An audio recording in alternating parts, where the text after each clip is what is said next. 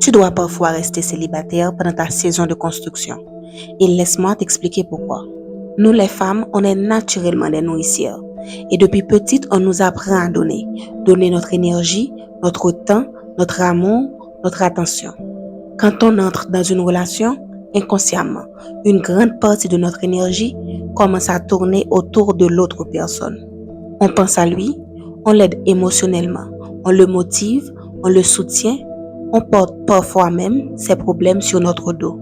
Et pendant qu'on nourrit la relation, nos propres rêves commencent à recevoir les restes de notre énergie. Parce qu'on est des givers. Mais le problème, c'est qu'on pense rarement à nous donner à nous-mêmes. Notre énergie créatrice devient dispersée, mentalement, émotionnellement, spirituellement.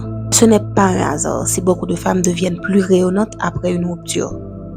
Tout à coup, elles recommencent à prendre soin d'elles-mêmes. Elles retournent au gym. Elles se reconnectent à leurs ambitions. Elles étudient davantage. Elles glow up. Pourquoi? Parce que toute cette énergie qui était investie ailleurs revient enfin vers elle-même. Et quand une femme recentre son énergie sur elle-même, elle devient puissante. Choisis aussi ton partenaire avec soin. Parce que la personne avec qui tu partages ton intimité influence énormément ta vie. N'aie pas de relation sexuelle avec n'importe qui. Certaines personnes apportent la paix, la stabilité et la vision.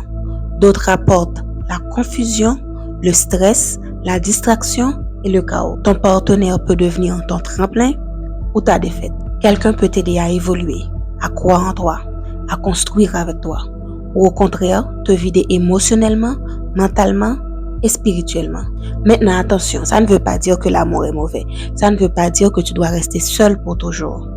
À deux, on peut aller beaucoup plus loin, mais seulement quand les deux personnes sont en train de construire. Parce que si une personne évolue pendant que l'autre reste stagnant, avec le temps, il va y avoir un énorme écart.